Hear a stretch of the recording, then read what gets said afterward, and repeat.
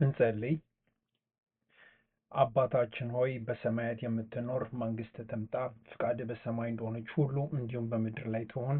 የዕለት እንጀራችንን ዛሬ ስጠን፣ በደላችን ሁሉ ይቅር በለን እኛም የበደሉንን ይቅር እንደምንል ሁሉ፣ አቤቱ ወደ ፈተናም አታግባን ከክፉ ሁሉ አድነን እንጂ መንግስት፣ ኃይል፣ ክብር፣ ምስጋና ለዘላለሙ ያንተ ነውና አሜን። ጌታ ኢየሱስ በማልችለው እርዳኝ። ሰላማችሁ ይብዛ። ዛሬ የማካፍላችሁ ኢሳይያስ ምዕራፍ 40 ቁጥር 8 ነው። እንደዚህ ይላል። በጌታ በኢየሱስ ክርስቶስ ስም አነበዋለሁ። ሳሩ ይደርቃል፣ አበባውም ይረግፋል፣ የአምላካችን ቃል ግን ለዘላለም ጸንቶ ይኖራል ይላል እና ይሄ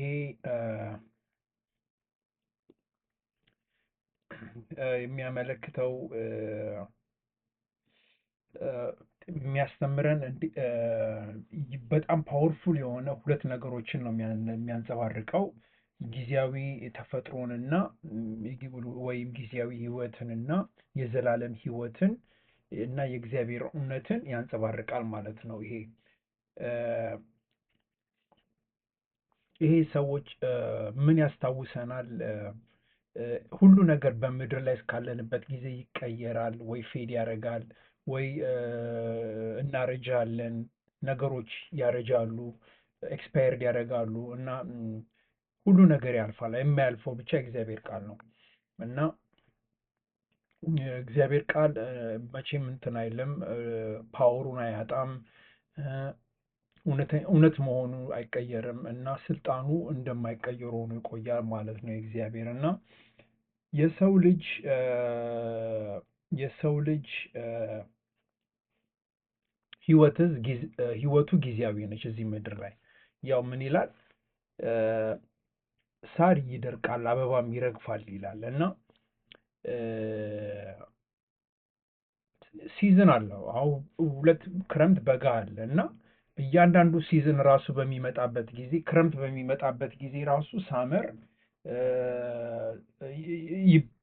ያሁሉ ቆንጆ የሆነው አበባው ያሁሉ ሳሩ ያሁሉ ዛፉ ሁሉ ነገሩ ይበላሽን ኔቸሩን ይቀይራል፣ ይሞታል። ከእንደገና ዊንተር ሲያልፍ ደግሞ እንደገና ሪዘሬክት ይነሳል አትክልቱ እና እንደዛ ነው እና የሳሩ የአበባው የሁሉ ነገር ምልክት እና ለዘላለም አይቆይም። ቁንጅናም ውበትም ሲዝንም እና በአንድ አይነት መልክም የሰው ልጅ ጥንካሬ፣ ውበቱ፣ ገንዘቡ፣ መታወቁ፣ በምድራዊ ያለው ሰክሰስ ይጠፋል። በቃ በሚገርም ሁኔታ አሞራ መጥቶ መንትፎ ይዞ እንደሚሄድ እንደማለት ነው። እንደዛ ሊሆን ይችላል እና ይሄ ትምህርት የሚያመለክተው ትህትና እና ርኅራሄ፣ ሰዎችን መረዳት ያመለክታል። ምድር ላይ ህይወታችን አጭር ስለሆነች ያለችን ጊዜ የተለካ ስለሆነ በምድር ላይ እስካለንበት ጊዜ ትሁትና ሰዎችን አንደርስታንድ ለማድረግ እና በምድራዊ ያለንበት ጊዜ አጭር እንደሆነ መረዳት ያስፈልጋል። የእግዚአብሔር ቃል መቼም አይቀየርም እና ሰዎች የሰው አስተሳሰብ፣ ካልቸር፣ ቫሊዩ ሊቀየር ይችላል እና ከጀነሬሽን ጀነሬሽንም ነገሮችን በየጊዜው ይቀያየራል። አሁን እንደውም ያየነው በአንዱ ጀነሬሽን እንኳን በሰከንድ ውስጥ በደቂቃ በሰዓት ውስጥ ብዙ ነገር እየተቀየረ ነው እና የእግዚአብሔር ቃል ግን የፈለገ ነገር እንትን ቢልም እንደዛው እንደሆነ እውነት እንደሆነ ለዘላለም ዘልቆ ይቆያል ማለት ነው እና እግዚአብሔር የዛሬ 2000 ዓመት ያለው ነገር እስካሁን ድረስ በቃ ሊሰማ ሊታይ ሊደመጥ የሚችል ትልቅ የሆነ በረከት ኤክስኪውዝ ሚ እና ትልቅ በረከት ነው እና ትልቅ ነገር ነው እና አያልፍም አያልቅም። ኤክስኪውዝ ሚ እና የማያልቁ ልንመካበት የምንችል ትልቅ ነገር ነው የእግዚአብሔር ቃል ማለት ነው እና የእግዚአብሔር ቃል መቼም አይቀየርም፣ እውነት ነው። እግዚአብሔር ደግሞ አንድ ነገር ፕሮሚስ ከገባልን ልንመካበት እንችላለን። እንደ ሰው ልጅ አይደለም። እዚህ ላይ ምን ይላል? ሳሩ ይደርቃል፣ አበባው ይረግፋል፣ የአምላካችን ቃል ግን ለዘላለም ጸንቶ ይኖራል። በቃ እግዚአብሔር አንድ ነገር ቃል ከገባ እንትን ካለ አያጥፍም ፕሮሚሱን። እና ሰዎች ሊያሳዝኑን ይችላሉ፣ ፕሮሚሳቸውን ላይጠብቁ ይችላሉ።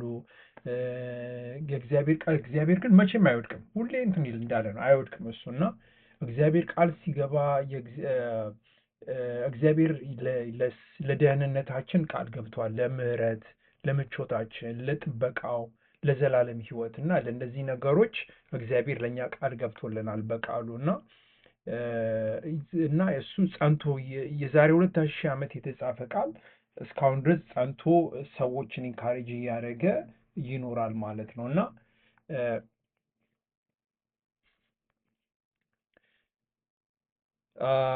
ቃሉ እዚህ ጋር ምን ይላል? ሳሩ ይደርቃል፣ አበባውም ይረግፋል፣ የአምላካችን ቃል ግን ለዘላለም ጸንቶ ይኖራል ይላል። ህይወታችንን በጊዜያዊ ነገር መገንባት የለብንም። መጽሐፍ ቅዱስም ይነግረናል፣ ይመክረናል ፕላን እንድናደርግ።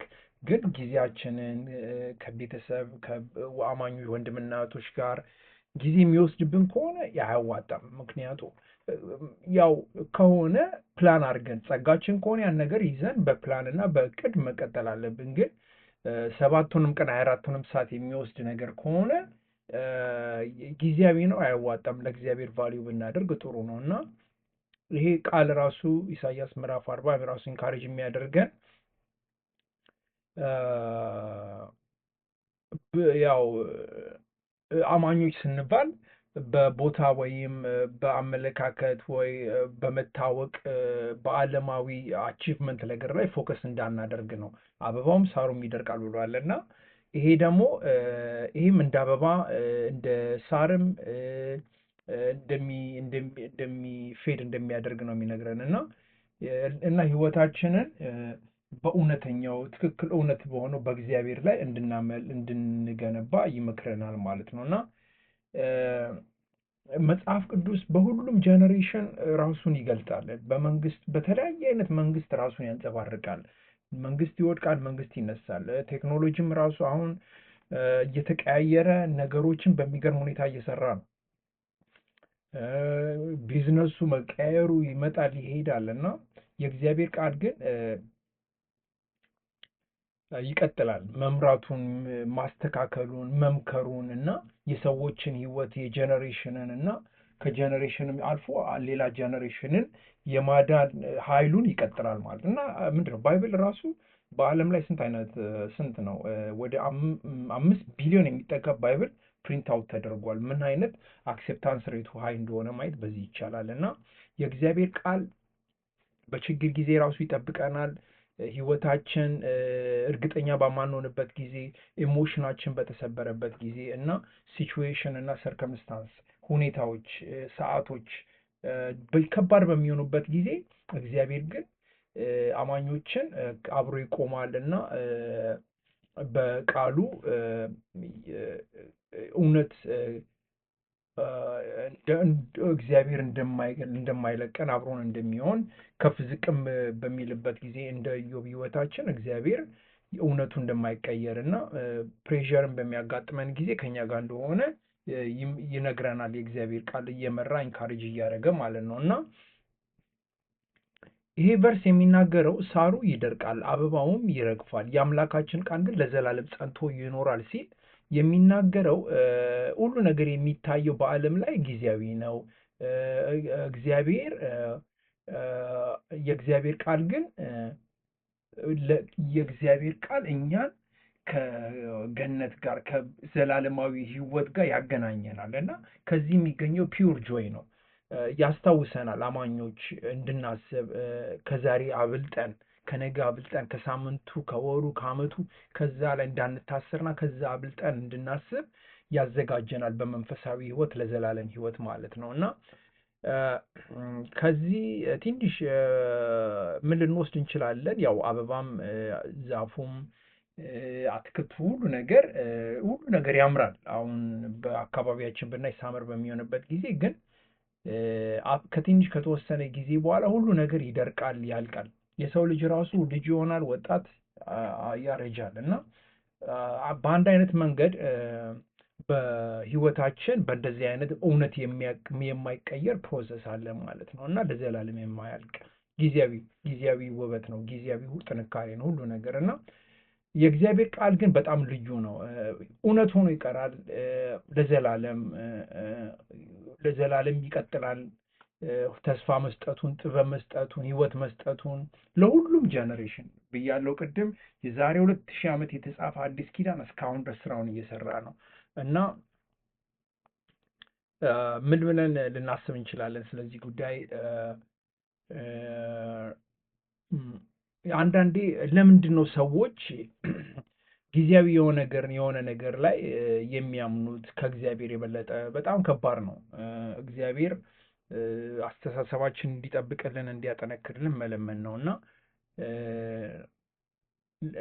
እንዴት አድርገን ደግሞ በእግዚአብሔር ላይ የዘላለም ህይወታችንን መገንባት እንደምንችል ማወቁ ራሱ ይሄ በጣም እንዴት የምትለዋ ጥያቄ በጣም ጥሩ ነች። እና እንዴት አድርገን ይሄን መገንባትን መቻል እንዳለብን ከእግዚአብሔር ጋር ግንኙነት ለማድረግ ማሰብ እንዳለብን ጥሩ የሆነ ሀሳብ ነው። እና ሁሉ ነገር ሲቀየር ምንድን ነው ጸንቶ ሊቆም የሚችለው? ይሄ ነው በቃ። ሁሉ ነገር በአካባቢያችን ያለው ሁሉ ነገር ይቀያየራል፣ እውነት ግን ለዘላለም ጸንቶ ይቀራል። ስለዚህ ከእግዚአብሔር ጋር መጣበቁ፣ ከእግዚአብሔር ጋር መቆየቱ በጣም ትልቅ የሆነ ዘላለማዊ እርካታ ነው።